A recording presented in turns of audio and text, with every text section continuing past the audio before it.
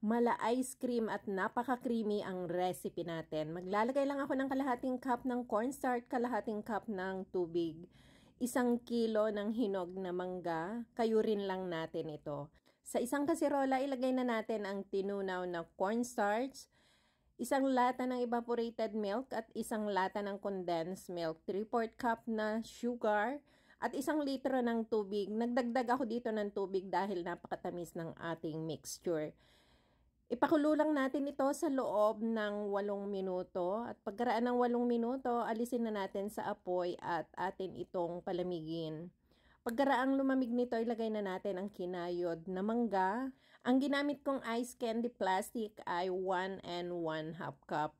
Hindi ko na nga lang nabilang kung ilang piraso ng ice candy ang aking nagawa sa ating recipe.